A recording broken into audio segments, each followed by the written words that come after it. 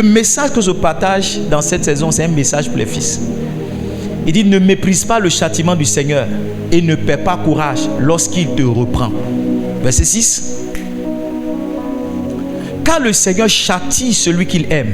Il frappe de la verge tous ceux qu'il reconnaît pour ses fils. Go ahead. Supporter le châtiment, c'est comme des fils que Dieu vous traite. Car quel est le fils qu'un père ne châtie pas? Lisez cette dernière partie avec moi. Car quel est le fils qu'un père ne châtie pas? Mon thème ce matin, c'est quel est le fils qu'un père ne châtie pas? Est-ce qu'on peut avoir le visuel? Quel est le fils qu'un père ne châtie pas? La suite du verset dit quoi? La suite du verset, on lit au verset 11. Mais si vous êtes exempt du châtiment auquel tous ont droit, tous ont part, vous êtes donc des enfants illégitimes et non des fils. Verset 9. D'ailleurs, puisque nos pères selon la chair nous ont châtiés et que nous les avons respectés, ne devons-nous pas, à bien plus forte raison, nous soumettre au Père des esprits pour avoir la vie? Nos pères nous châtiaient pour peu de jours, comme ils le trouvaient bon. Mais Dieu nous châtie pour notre bien, afin que nous participions à la sainteté. The last verse, dernier verset.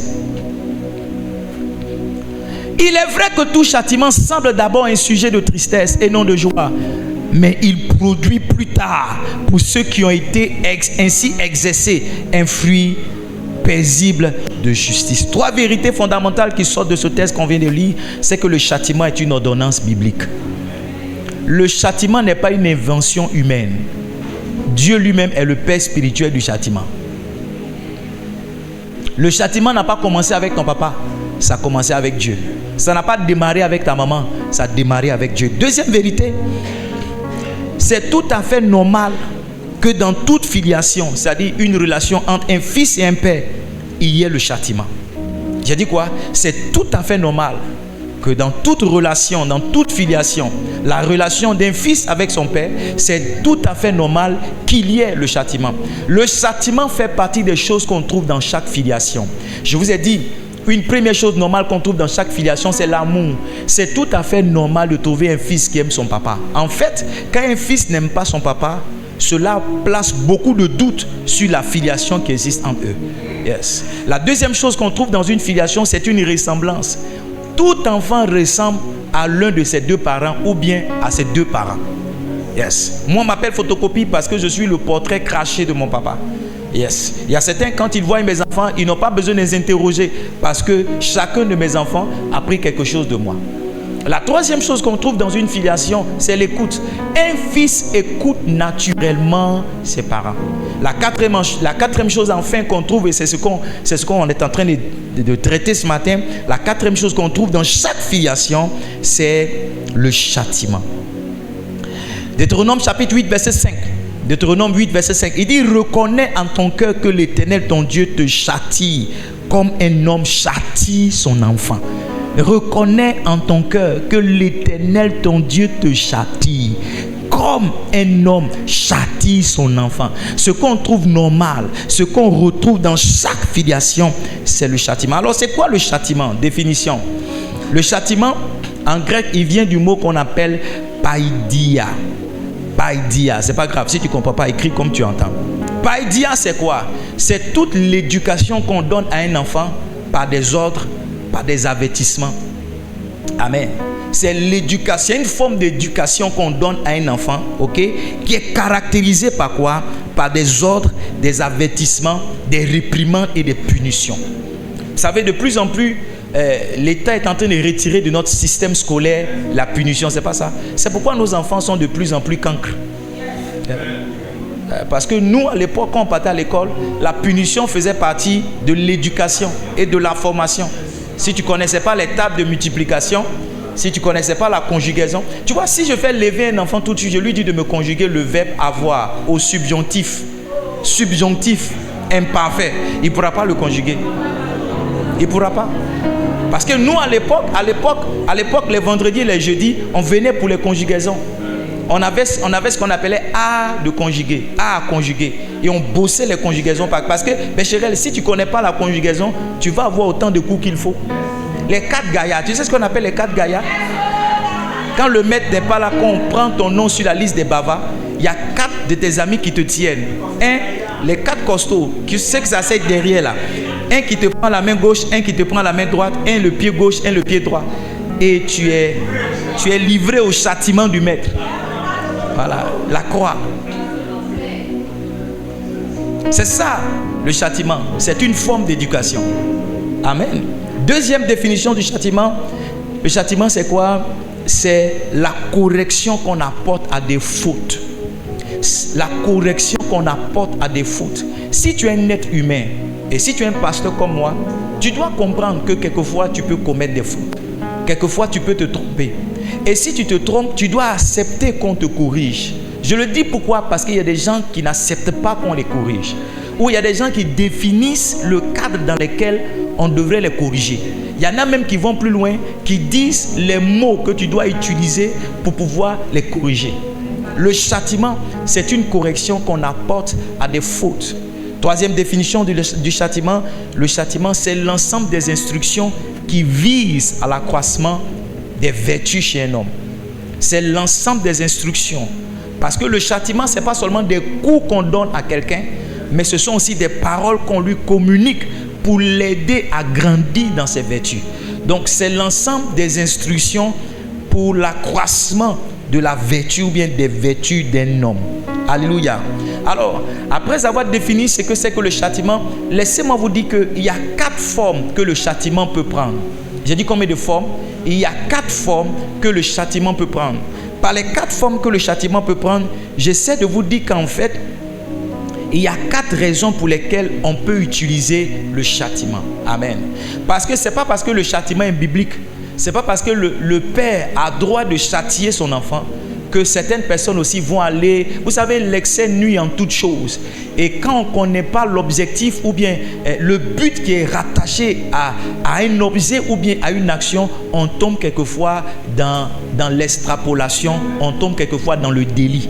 Donc, il est important que je circonscrive, d'accord, les raisons ou le canal, d'accord, les circonstances dans lesquelles le châtiment est permis ou pourquoi est-ce qu'on devrait utiliser le châtiment. Le châtiment, il faut noter en premier point, le châtiment, c'est une forme, le châtiment prend la forme de reconnaissance. Écris reconnaissance. Écris reconnaissance. Le châtiment donc permet de reconnaître qui est un fils et qui ne l'est pas. Donne-moi Hébreux chapitre 12, on lira le verset 6 au verset 8. Le châtiment permet donc de savoir qui est un fils ou qui ne l'est pas. Le châtiment permet de reconnaître dans une assemblée qui sont les fils d'un homme, qui ne sont pas les fils d'un homme. Avant que mon fils, je vais dire mon fils biologique ne joue au piano, il y avait quelqu'un d'autre qui jouait au piano pour moi. Amen. Sans l'avoir vraiment sanctionné, mais l'ayant privé de 2 ou 3 choses, cela a suffi pour qu'il me quitte à jamais. Mais Dieu seul sait combien de fois j'ai menacé mon propre fils au piano. Dieu seul sait combien de fois je l'ai chassé quelquefois. Dieu seul sait combien de fois je l'ai humilié devant l'assemblée parce qu'il ne jouait pas comme je voulais. Dieu seul sait combien de fois je l'ai mal regardé. Mais voyez-vous, chaque dimanche, il est revenu s'asseoir là. Parce que quand tu es un fils, tu acceptes qu'on te châtie. Mais quand tu n'es pas un fils, le châtiment est une excuse, une raison que tu te trouves pour partir. Hébreux 12, verset 6 dit: car le Seigneur châtie celui qu'il aime. Il frappe de la verge tous ceux qu'il reconnaît. Pourquoi? Pour fils. Un père s'autorise uniquement qu'à ne châtier les gens qu'il reconnaît pour ses fils. Yeah. C'est pourquoi on ne tombe pas sur un inconnu dans la rue, on se met à le frapper parce qu'il a commis une faute. Non, on le prend, on l'envoie chez ses parents parce que le châtiment est un droit exclusif réservé aux parents.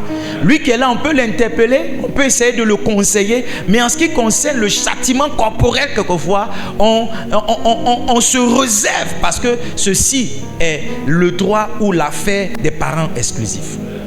Donc le châtiment permet de reconnaître qu'il y a un fils qui ne l'est pas. Est-ce qu'on peut avoir le prochain verset? Le verset 7 dit quoi? Le verset 7 dit: supportez les châtiments, c'est comme à des fils que Dieu vous traite.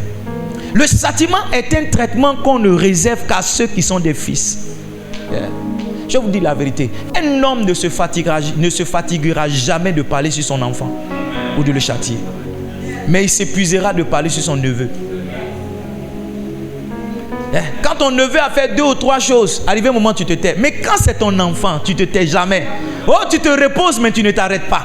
Tu te reposes 1 mois mais après tu l'attaques. Tu te reposes 2 mois mais après tu l'attaques. Tu te reposes 5 mois après tu l'attaques. Mais quand c'est ton neveu, tu lui donnes 3 chances. À la 3e chance, tu le mets dans le KUTB, il s'en va quelque part à l'intérieur du pays. Ou bien ce que je dis c'est faux. Parce que quoi? Parce que c'est au fils qu'est réservé le châtiment. Il dit, car quel est le fils qu'un père ne châtie pas? Si tu as un fils, ça veut dire que ton père peut te châtier. Il va te châtier. Il doit te châtier. Donne-moi le verset 8 en fait. Verset 8, il dit, mais si vous êtes exempt du châtiment, si vous ne voulez pas qu'on vous châtie, auquel tous ont droit. Il dit, vous êtes des enfants illégitimes. Un enfant légitime est un enfant qui reçoit le châtiment. Il dit, vous êtes des enfants illégitimes, vous n'êtes pas des fils. Donc par le châtiment, on reconnaît qui est fils, on reconnaît qui ne l'est pas. Oh, tout le monde peut se taguer d'être le fils du pasteur. Mais quand vient le châtiment, on sait qui est un fils, qui ne l'est pas. C'est l'une de mes plus grandes valeurs d'appréciation pour éprouver, pour évaluer la filiation. Il y en a que j'ai châtié le dimanche, ils ne sont plus jamais revenus. Le dimanche qui a suivi, ils sont venus me dire au revoir en s'asseyant derrière. Après ça, ils ne sont plus jamais revenus.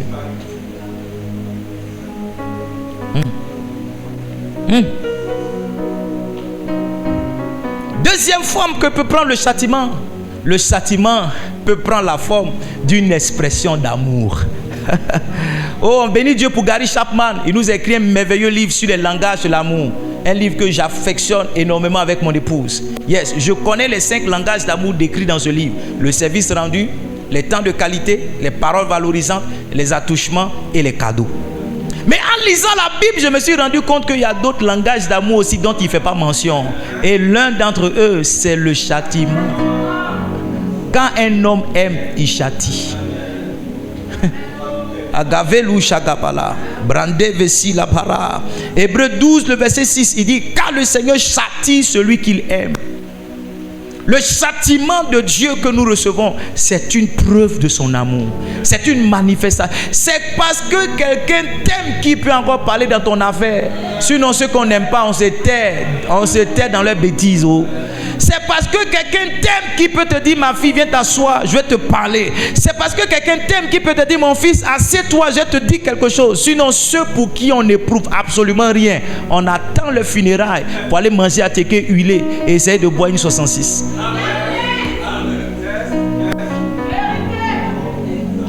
Chaque fois que quelqu'un t'a fait asseoir pour te parler, c'est pas parce qu'il ne t'aime pas, c'est pas parce qu'il te déteste, il veut te rabaisser. C'est son cœur de père ou de mère qui est en train de te parler. En fait, c'est une tentative de cette personne-là pour essayer de te sauver d'une dérive ou bien d'une force dans laquelle tu es en train de rentrer.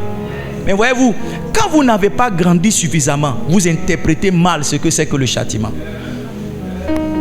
Qu'est-ce qu'il veut faire encore? Il veut m'humilier. Qu'est-ce qu'il veut faire encore? Il veut m'arrêter. Qu'est-ce qu'il veut faire encore? Oh, je suis fatigué, je suis fatigué. Ne sois pas fatigué.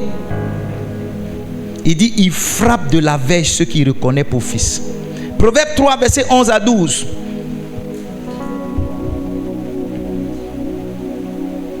Proverbe 3, verset 11 à 12. Qu'est-ce qu'il dit? Mon fils, ne méprise pas la correction de l'Éternel et ne te ferai point de ses châtiments. Verset 12, can we read it? Il dit, car l'Éternel châtie celui qu'il aime. C'est ceux qu'on aime, c'est ceux-là qu'on châtie. Comme un père, l'enfant qu'il chérit.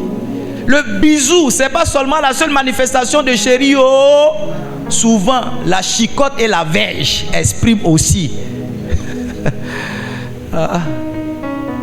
Je ne suis pas en train de dire aux hommes d'aller frapper leurs femmes ou aux femmes d'aller boxer leur mari. Pour ceux à qui Satan est en train de parler pour dire voilà.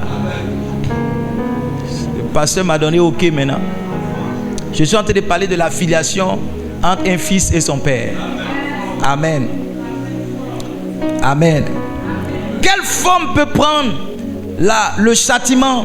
Le châtiment, et c'est le cas très souvent, prend la forme d'une correction. Prend la forme d'une correction. Éphésiens 6, verset 4. Éphésiens 6, verset 4. Et vous, pères, n'irritez pas vos enfants, mais élevez-les en les corrigeant et en les instruisant selon le Seigneur. Alléluia. Amen. Chers parents, laissez-moi vous parler. Levez la tête et regardez-moi. Beaucoup d'entre vous, vous êtes en train de détruire vos enfants parce que vous êtes en train de soustraire de l'éducation que vous leur donnez, le châtiment qu'on apporte quelquefois aux enfants. Et quelquefois, quand vos voisins veulent vous aider, vous estimez que vos enfants sont tellement beaux et vous coûtent tellement que vous ne pouvez pas leur porter main. Un homme de Dieu a dit ceci et je l'ai pris comme une grande leçon pour ma vie. Il dit, si tu ne fais pas pleurer ton enfant pendant qu'il est encore enfant, quand il sera grand, il te fera pleurer. Beaucoup de ceux qui n'ont pas voulu toucher leurs enfants quand ils étaient petits sont en train de pleurer aujourd'hui. Beaucoup de ceux qui disaient, oh, c'est mon bébé nounou, c'est mon papi chouchou, personne ne doit le toucher, personne ne doit la gifler, personne ne doit... Non. Vous qui partez à l'école frapper les maîtres parce que le maître a mis à genoux vos enfants. Vous qui partez à l'école menacer les professeurs parce que non, le professeur dans sa colère a passé une gifle à vos enfants. Si vous ne prenez garde, ces enfants que vous êtes en train de supra-élever demain seront la cause pour laquelle vous allez avoir une partie de votre corps qui est paralysée. Parce que à force de vous faire réfléchir, vous allez tomber dans l'hypertension. Et l'hypertension va créer des arrêts cardiovasculaires. Je peux vous parler comme un jeune frère, c'est vrai, mais je vais vous parler aussi par expérience, mais comme un pasteur. Écoutez-moi, nous tous, nous sommes devenus ce que nous sommes devenus parce qu'on a eu des parents qui nous ont aidés à rester sur le chemin. Il y a dans le cœur de tout enfant une prédisposition à s'amuser, à faire n'importe quoi. Vous envoyez des enfants ici, il n'y a rien qu'ils vont considérer de sacré. Ils vont monter sur la chaise, tout renverser, tout renverser. Mais si vous ne dites que, oh, laisse-les, ce sont des enfants, oh, ce sont des enfants, oh, ce sont des enfants, oh, ce sont des enfants. Au moment où vous allez réaliser qu'ils sont grands, ils ont encore l'attitude et le comportement d'enfants. La Bible dit, c'est vrai, il ne faut pas irriter nos enfants, mais il faut les élever en les corrigeant. Je ne suis pas en train de dire que les sévices sont les seuls moyens par lesquels on corrige les enfants. Mais on peut les punir par exemple d'avoir un goûter. On peut les punir par exemple d'avoir une nouvelle chaussure. On peut les punir en gardant leur téléphone à un certain moment. Mais on doit faire remarquer à l'enfant, quelle que soit notre bonté, notre amour, on doit faire remarquer à l'enfant que lorsqu'il a fait quelque chose qui n'est pas bien, on a le moyen d'exprimer quelquefois notre colère et notre mécontentement. Beaucoup de nos enfants aujourd'hui sont attachés à la drogue, à la cigarette. On n'arrive pas à les attraper. Vous savez pourquoi? Parce que quand ils étaient des enfants, on a dit non, on ne les touchera pas. Un de mes fils a fait une bêtise, il est venu à la maison, j'ai dit qu'est-ce qui s'est passé? Il était fâché, il dit papa, c'est Satan qui m'a parlé. La première fois ça m'a touché parce que j'ai dit oh, Satan a séduit mon enfant. La deuxième fois il a fait la même bêtise, j'ai dit c'est quoi? Il dit c'est Satan. J'ai dit laisse-moi te parler, laisse-moi juger cette affaire-là. La prochaine fois lorsque Satan viendra te parler, tu sauras lui dire non. Il a encaissé ce qu'il devait encaisser. Il a pris ce qu'il devait prendre. Depuis ce temps-là, Satan n'est plus jamais venu parler à mon enfant. Satan n'est plus jamais venu parler à mon enfant. Ceux qui privent les enfants de la correction et du châtiment sont en train de les préparer à être des gens qu'on ne pourra pas contrôler. Les braqueurs d'aujourd'hui ont été des voleurs à la maison. C'est parce qu'on ne les a pas arrêtés à la maison que maintenant ils ont commencé à braquer des inconnus en ville. Tu n'es pas en train d'aimer ton enfant lorsque tu prives cet enfant de châtiment. La Bible dit qu'un homme, Dieu nous aime et il nous châtie. Un père châtie l'enfant qu'il chérit. On ne sait plus exprimer notre amour. Vous qui lavez les habits de vos enfants, vous qui lavez leurs assiettes, vous faites mal. Vous faites mal. Oui, vous faites mal. Vous qui faites les devoirs de vos enfants, vous qui faites les corrections de vos enfants, vous qui vous battez à la place de vos enfants, vous faites mal. Quand on était petit, si ton ami t'a provoqué que tu fuis pour rentrer à la maison, on te fait sortir. On te fait sortir pour aller affronter. Parce que la vie là, tu vas affronter ça jusqu'à ta mort. Donc dès ton enfance, si ton ami et toi, vous avez on te fait sortir. On te fait sortir. Je vous ai raconté mon histoire avec Jean. On avait 9 ans ou 10 ans. Jean était un jeune frère venu d'un village lointain. Il avait notre forme, mais il n'avait pas notre âge. Et nous tous, les enfants du quartier, on avait peur de lui.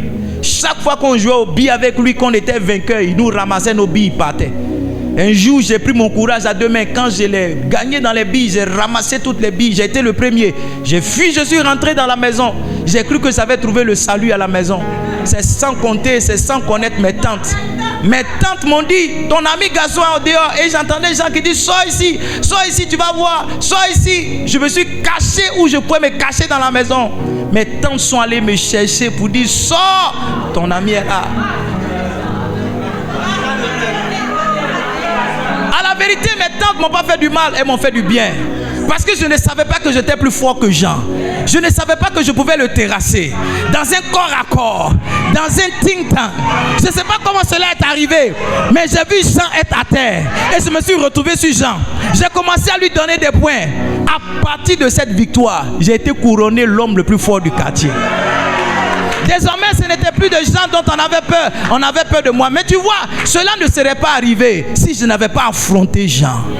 Et le Jean que j'ai affronté dans mon enfance fait qu'aujourd'hui, j'ai pratiquement peur de rien. Peur de rien. Pourvu que je sois dans mes droits, je peux réclamer ce qui est à moi. On ne peut pas soustraire le châtiment de l'éducation. Sinon, ça sera une éducation bancale et stérile. Surtout les jeunes hommes. Les jeunes hommes. Faut pas. Il y a des fois, je m'en vais dans certains endroits, j'ai envie de chicoter les enfants des gens, mais je me retiens. Ouais. La dernière fois, j'ai vu une dame, elle m'a salué, et puis son enfant est venu, il dit, viens me saluer, papou, et puis il est parti. Nous, quand on était enfants, est-ce que tonton te salue, tu t'en vas, mais tu vas revenir. Ta maman va te chicoter, elle va dire salut-le. Et tu vas le saluer en pleurs. La prochaine fois que tu auras un tonton, tu ne feras jamais ce que tu as fait. Quand il a fait ça, il est parti. Il dit, la femme là, je suis sûr qu'elle est née en 2000. Elle est née en 2000 et 2001. Ceux qui sont nés en 2000 là, c'est comme ça. On a vu la guerre. Ceux qui sont nés après la guerre là, ou bien ils sont nés pendant la guerre, ils ne connaissent pas. J'ai dit, il faut partir. Je voulais l'appeler pour lui donner une fessée, mais j'ai dit non, je suis un pasteur. Ça a trop fait, faut partir. Il y a certains de vos enfants ici, ils les attrapent dans les couloirs. Quand vous voyez vos enfants, on dit pasteur, il les attrape là-bas.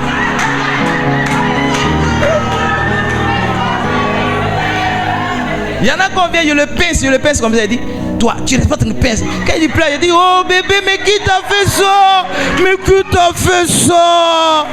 C'est qui t'a fait ça?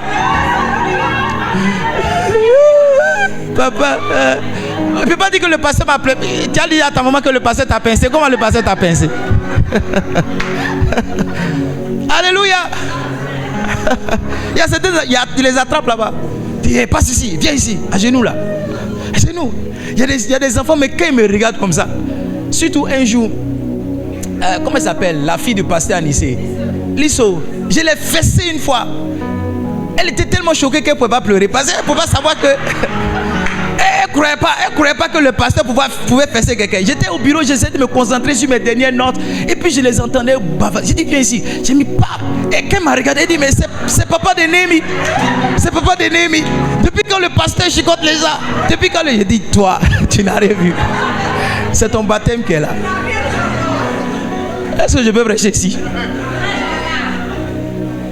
Le châtiment fait partie de l'éducation. Quand vous avez un pasteur qui vous châtie, je ne vais pas vous taper et vous gifler, non. Mais quelquefois, je serai dur dans les paroles. Quelquefois, je vais vous suspendre. Quelquefois, je vais vous retirer des responsabilités. Je vous assure, si vous voyez mon visage, que mon visage est défait ou bien est coincé, c'est quand même l'expression de mon amour que j'ai pour vous. Ça, ne le manquez jamais. Ne l'oubliez jamais. Quelle forme la dernière qu'un châtiment peut prendre? Un châtiment peut prendre la forme d'une instruction. Notez ceci.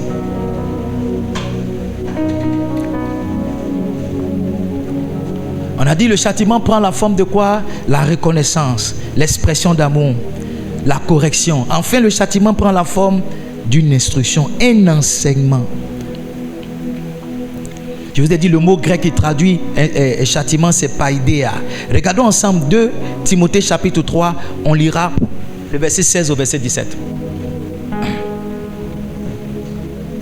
2 Timothée 3, verset 7. Il dit, toute écriture est inspirée de Dieu et utile pour enseigner, pour convaincre, pour corriger, pour instruire. Pour instruire ici, le mot instruire ici, c'est paideia. Paideia. Ça veut dire que, et ça c'est la finalité de tout châtiment. Quand un homme vous châtie, en réalité et en vrai, il essaie de vous transférer une leçon. Une leçon. C'est vrai que nous les parents quelquefois on est maladroits à cause du trop plein d'émotions. Mais en réalité ce qui est derrière, l'intention de l'action, c'est que mon fils tu retiennes quelque chose. C'est que tu comprennes quelque chose. Quand je te dis non, faut t'enfermer dans la chambre 2 jours, ou bien quand je te dis tu ne manges pas le soir, ou bien quand je retire ton téléphone, ou bien quand j'ai été trop violent que ma mère est partie vers toi, derrière tout ce que tu peux noter, il y a une leçon que je veux que tu retiennes. Quelquefois, c'est ce que tu as fait là, faut pas le reprendre. Ce que tu as fait là, faut pas le faire encore. Ce que tu as fait, ça ne se fait pas. C'est ça. Païdéa. C'est ça le châtiment. Sinon, on ne se lève pas comme ça parce qu'on a envie d'humilier quelqu'un. On ne se lève pas comme ça parce qu'on a envie de rabaisser quelqu'un. On ne se lève pas comme ça parce qu'on a envie de donner quelques sévices corporels aux gens. Non. Il y a une leçon quelquefois qu'on veut faire rentrer. Et si vous êtes d'accord et sincère avec moi, vous allez voir qu'il y a certaines leçons. Quand on vous l'a expliqué comme ça, ce n'est pas rentré jusqu'à ce que la chicotte vienne. Vous êtes d'accord avec moi? Il y a certaines choses on a essayé de vous dire. On a essayé. Oh, moi je me rappelle mon fils Boaba. Il me fatiguait avec ça. Boaba, j'ai dit Boaba, Boaba, Boaba, Boebe, Boibi. On fait ça un peu. Après, je viens Boa, il me regarde. Boi, il me regarde. Je réponds quoi? Boaba, Diba, Boibi, Boebe, Boobo. Il répète Boa. Après, il prend le truc, il dit Bo, A. Il me regarde. Et c'est ce qu'on vient de faire là. Le jour quelque chose est venu dans son dos.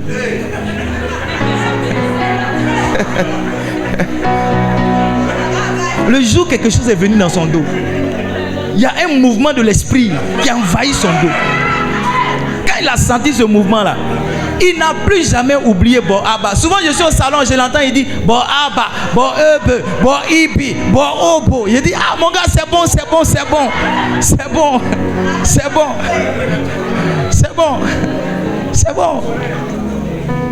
L'intention c'est pas de faire souffrir quelqu'un, c'est de faire retenir une leçon. Est-ce que vous suivez ce que je suis en train de dire? Que Dieu nous bénisse, que Dieu nous garde, que la gloire revienne à Jésus. Amen. Alors comment est-ce qu'il faut réagir lorsque on est châtié? Parce que ce n'est jamais facile d'être châtié. 4 réactions possibles, je finis avec ça, car excuse-moi, j'ai encore 5 minutes pour finir. 4 réactions possibles devant le châtiment. Hébreux 12, verset 5. La première réaction que les gens ont quelquefois, c'est le mépris.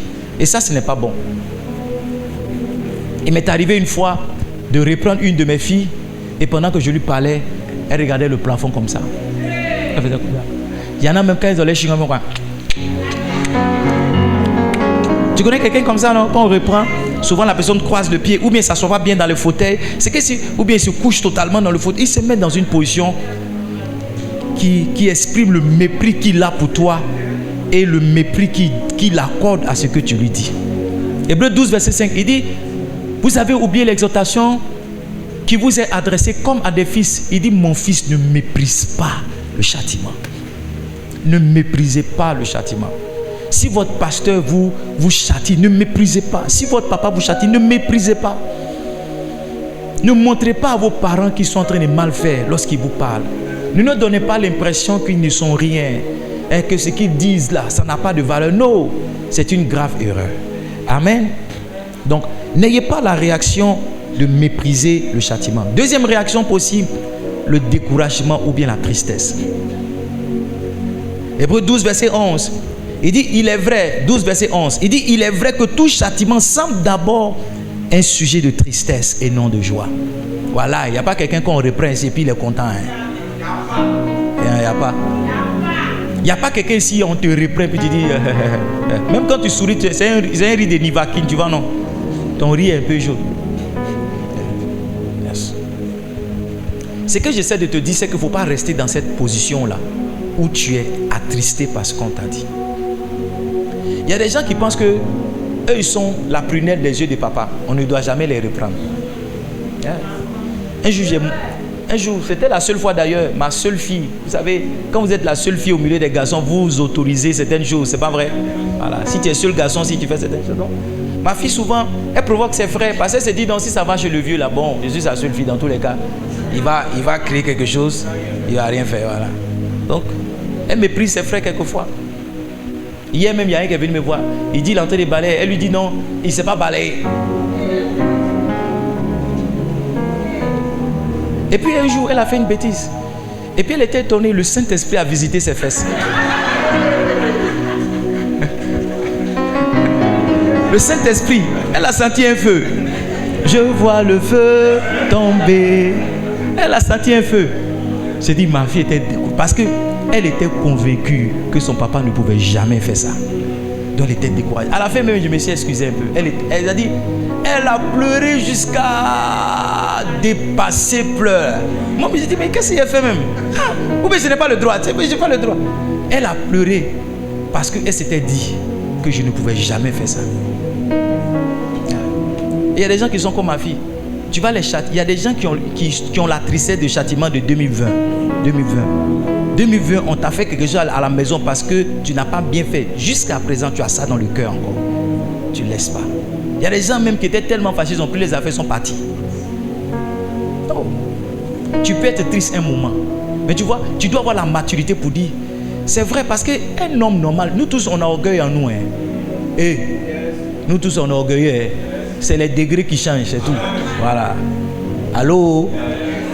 Amen. Oh. Comment c'est blagué, hein? Nous tous là. On est des fils spirituels d'Absalom. Voilà. Voilà. Moi j'ai vu un homme de Dieu, j'ai cru qu'il était humble. Hein. En tout cas, je pensais qu'il était humble. Jusqu'à ce qu'un jour, ils ont refusé de lui donner place quelque part. J'étais surpris. Ah, j'ai dit, hey. Voilà. Donc, nous tous, il y a quelque chose sur lequel on réagit. Donc, au-delà de ça, tu dois comprendre qu'il y a un bien qu'on cherche à te faire. Il ne faut pas laisser l'orgueil te perdre. Pour dire, mais pourquoi tu me parles comme ça? Tu n'as pas le droit. Même si ce que tu dis, c'est vrai, tu n'as pas le droit. Non. Il ne faut pas réagir avec la tristesse. Si tu es triste, il faut que ça soit juste pour un moment. Après, ressaisis-toi et comprends ce qu'on a voulu te dire et avance. Amen. La troisième réaction possible devant le châtiment, c'est la rébellion. Tout à l'heure, je parlais des gens qui se fâchent et qui quittent. Il y a beaucoup d'enfants, vous voyez les enfants de la rue là. C'est leur rébellion qui l'ont envoyé là-bas. Ils n'ont pas des parents méchants, ils n'ont pas des marades mauvaises. Leur incapacité d'accepter le châtiment qu'on leur donne, c'est ce qui fait qu'ils préfèrent se retrouver dans la rue. Yeah? Il y a des gens. Pourquoi tu me touches? C'est fini. Je prends mes affaires, je m'en vais. Tu n'es plus ma maman, tu n'es plus mon papa. C'est bon, il s'en va. La rébellion, il n'y a pas quelqu'un dans l'histoire du monde qui s'est rébellé qui a bien fini. Il n'y en a pas. Il n'y a pas. Sur cette terre, il n'y a pas un rebelle qui a bien fini. Tous les rebelles finissent mal. It is just a matter of time. Dans la Bible même, tous ceux qui se sont rébellés comme Abiram, Dathan, la Bible nous enseigne. Pour les deux là, que la terre s'est ouverte, ils ont été enterrés vivants. Eux, leurs enfants et tout leur bien. Amen. Je finis la dernière réaction et puis on va prier. On a dit on finit à 10h30. Maintenant, je tiens à ce qu'on respecte le temps. Amen. La dernière réaction possible, la rébellion, tout à l'heure je vous parlais, notez Lévitique chapitre 26, verset 13 à 24. Le texte est long, on ne pourra pas le lire. La dernière réaction possible devant le châtiment, c'est ce que j'appelais supporter le châtiment. Hébreux 12, verset 7. Et tout mon message, c'est ça, supporter le châtiment. Hébreux 12, verset 7. Il dit supporter le châtiment. C'est comme des fils que Dieu vous traite. Car quel est le fils qu'un père ne châtie pas? Si vous êtes un fils, vous serez châtié. Ce que vous devez faire, vous, c'est de supporter le châtiment. C'est de faire quoi? Supporter le châtiment. Alors, comment est-ce qu'on supporte le châtiment? 3 clés qui vont vous aider. La première clé, c'est accepter d'endurer la souffrance qui est rattachée au châtiment. Comment est-ce qu'on supporte le châtiment? Première clé, accepter, supporter, ok? Accepter la souffrance qui est rattachée, endurer, la souffrance qui est rattachée au châtiment. Par exemple, on peut te suspendre 2 semaines. Il y a une souffrance qui est derrière parce que si tu es chante qu'on t'a suspendu 2 semaines, 2 semaines tu n'auras pas le micro. 2 semaines les gens vont te critiquer. 2 semaines les gens disent ah mais qu'est-ce qui se passe? Mais c'est quoi là? C'est quoi là? C'est quoi là? J'ai dit que. Tu connais les Nkunku, non? Même à l'église, mais il y a le ministère international des Bérès à l'église. Les pères spirituels des Béréman et des Béréwoman sont à l'église. Voilà. Deuxième clé, pour pouvoir t'aider à supporter le châtiment, retiens et applique la leçon qui t'est donnée. Quand on t'a châtié là, qu'est-ce qu'on a voulu t'enseigner? Il faut retenir cela et il faut surtout l'appliquer. Amen. Amen. Troisième clé, il faut changer tout ce qui t'est reproché. Il faut changer tout ce qui t'est reproché. Donc je vous ai dit, il y a 4 formes que le châtiment peut prendre. Le châtiment est une reconnaissance, le châtiment est une expression d'amour, elle est une correction, elle est une instruction. 4 réactions possibles qu'on peut avoir devant le châtiment. Le premier, c'est le mépris, et ça, ce n'est pas bien. Le deuxième, c'est le découragement ou la tristesse. Ça aussi, ce n'est pas bien. Le troisième, c'est la rébellion. Ça aussi, c'est à proscrire. La chose à faire lorsqu'on est châtié, c'est de supporter. Et on supporte lorsqu'on accepte d'endurer la souffrance qui est rattachée à ce châtiment-là. On supporte lorsqu'on fait l'effort de retenir et d'appliquer la leçon qui nous est donnée. Et puis, on supporte le châtiment lorsqu'on décide de changer. De changer. Maintenant, on a fini. La conclusion est la suivante. Est-ce que je peux conclure? C'est que s'il est vrai que le châtiment, donne-moi le verset 11, c'est le verset 11 qui est ma conclusion. S'il est vrai que tout châtiment semble d'abord un sujet de tristesse et non de joie, il ne faut pas savoir qu'à la fin et plus tard, il produit ce qu'on appelle un fruit paisible et de justice. Je vous assure, moi je dis merci pour la qualité de parents que mes parents ont été. Un moment, quand j'étais dans le feu de l'action, j'estimais que mes parents ne m'aimaient pas beaucoup. Je ne comprenais pas mes parents. Mais aujourd'hui, avec beaucoup de recul, je dis merci à mon papa. Parce que tel que mon papa était avec moi, c'est ce qui m'a permis d'être un battant. Oui, je n'attends absolument rien de mon papa. Je n'attends absolument rien de ma maman. C'est comme ça a commencé par les privations. Je ne te donne pas ça, je ne te donne pas ça. J'ai commencé à chercher l'argent quand j'étais en classe de 3e et à 15 ans. J'étais un blanchisseur le week-end. Yes, le week-end, vendredi soir, quand on descend, quand je finis de jouer au basket, je m'en vais dans ma blanchisserie. La blanchisserie était pour un de mes grands frères, l'ami d'un de mes grands frères. Donc lui aussi, il avait une autre activité le week-end. Donc il me donnait la blanchisserie. J'étais blanchisseur le vendredi soir, le samedi toute la journée et dimanche aussi, j'étais blanchisseur. J'avais minimum 2500 francs que je gagnais. Et 2500 francs, c'était exactement l'argent qu'il me fallait pour faire ma semaine à l'école. Et je gagnais cet argent-là. Après, j'ai commencé à acheter des revues de rap et de basket. On appelle RER. Il y avait des CD dedans. La revue faisait 4400. J'achetais la revue, je vendais le CD à 10 000. Ce n'est pas maintenant les CD sont versés. Je vendais le CD à 10 000. 15 000 quelquefois. Et il y avait à l'intérieur des posters de 1 mètre. J'enlevais les posters là, je les vendais à 2 000. Après, j'ai commencé à vendre des choses, des baskets. Un jour, je suis allé acheter des baskets. Quand vous allez à Boaké, devant la préfecture de Boaké, il y a un marché. À l'époque, il y avait des vendeurs de baskets dans les brouettes. Je suis allé acheter une chaussure qu'on appelait une Marbury, Stephen Marbury. C'était N1. Il y avait une marque qu'on appelait N1. Ça venait de sortir au basket. Donc, je suis allé acheter la chaussure. Et étrangement, le monsieur qui vendait la chaussure, c'était le petit frère du vendeur lui-même. Donc, quand on a discuté sur le prix, il m'a dit, laisse-moi aller voir mon patron. Et quand il est parti voir son grand frère, ils ont parlé en anglais. Le peu qu'ils ont dit, j'ai compris. Et quand il est venu, je lui ai dit, je comprends tout ce que tu dis. Il dit, ah bon? Elle m'a demandé, est-ce que j'ai déjà fait le Ghana? J'ai dit, non, je vais à l'école. Il dit, non. Qu'il y a des élèves qui vont à l'école comme toi, mais qui ne comprennent pas anglais comme toi, tu comprends. Il dit, ah, ça, eux aussi, élèves m'ont de partir à l'école. Mais à partir de là, il y a une certaine affection, une certaine affinité qui est née entre nous. Donc, quand moi j'ai acheté ma chaussure, tout le monde a voulu acheter la chaussure. Donc, je disais à mes amis, c'est tel prix, je mettais pour moi dessus. J'avais acheté la chaussure autour de 12 000, mais moi, je faisais vendre la chaussure à 25 000. Ah, ne faites pas comme moi. Donc, quand mes amis viennent, oui. Quand mes amis viennent, ils me donnent les 25 000 et je leur dis, attends ici. Et comme j'avais une affinité ici, on n'achetait pas les chaussures dans brouette, on partait dans les balles. C'est-à-dire où ils dormaient là. C'est là-bas les balles étaient. Donc, ils renversent les balles et puis on fait le choix. Ils lavent la chaussure et puis on s'en va. Donc, il était interdit de venir acheter une chaussure sans moi. J'étais l'intermédiaire attitré. Et je vous assure, je gagnais mon argent comme ça. C'est comme ça que j'ai commencé à gagner l'argent. C'est comme ça que j'ai commencé un peu à me prendre en charge. Un peu à me prendre en charge jusqu'à ce que j'ai mes 18 ans. Quand j'ai eu mon bac, c'est fini. Mes parents et moi, ce qui nous liait, c'était l'inscription de l'école. À part ça, comment je m'habille, où je m'en vais, où je fais ceci, ça n'a plus jamais existé. Pourquoi? Parce que tu vois, le type d'éducation qu'ils m'ont donné, ça produit un type d'homme. Ça produit un type d'homme. Et je vous assure, je n'attends pas quelqu'un. Je n'attends pas quelqu'un. J'attends pas héritage. Mon papa nous a réunis, il dit voici les terrains qu'il a. Qu'est-ce qu'il veut qu'on en fasse? Il dit, on dit c'est pour toi les terrains, tu veux, tu vends, tu veux, tu donnes, c'est pour toi. Nous aussi on est en train de chercher pour nous. Et effectivement, on est en train de chercher pour nous. On n'attend pas les parents. C'est ce type d'éducation-là que nous, on a reçu. Ça veut dire que j'essaie de vous dire quoi? J'essaie de vous dire que quand on essaie de vous faire certaines choses que vous ne comprenez pas, qui ne vous arrangent pas, écoutez-moi, vous pouvez ne pas comprendre ou accepter dans cette saison. Mais derrière, il y a un fruit paisible de justice qui vous attend. le passage a dit, on ne juge pas une œuvre d'art avant sa fin. L'éducation, c'est une œuvre d'art. Tant que ce n'est pas encore fini, vous ne pouvez pas savoir ce qu'on est en train de faire. Vous ne pouvez pas savoir. Donc, supportez le châtiment et bénissez Dieu d'être châtié. Parce que c'est la preuve que quelqu'un vous aime. C'est la preuve que quelqu'un ne veut pas que vous vous perdiez. J'ai appelé un de mes amis pasteurs, je lui ai dit, mais qu'est-ce que tu fais? Nous tous, on cherche les conférences, on cherche à voyager pour aller voir tel père pour qu'il prie pour nous. Toi, qu'est-ce que tu fais? Tu es caché dans une ville à l'intérieur du pays et tu ne sors jamais. Quand j'ai fini de crier dans le téléphone, il m'a dit doucement, c'est aujourd'hui, je sais que tu m'aimes. C'est aujourd'hui. Parce qu'il faut quelqu'un qui aime son ami pour lui dire une telle vérité. Les autres voient, mais ils ne parlent pas. Si quelqu'un parle dans ton affaire, c'est parce qu'il t'aime. Il veut encore te sauver. Ce n'est pas quelqu'un qui veut te rabaisser. C'est quelqu'un qui veut que tu sois grand. Tiens-toi debout. On va rendre grâce au Seigneur. Si tu as été béni ce matin. Lève la voix, commence à rendre grâce à Jésus. Lève la voix, rendre grâce à Jésus.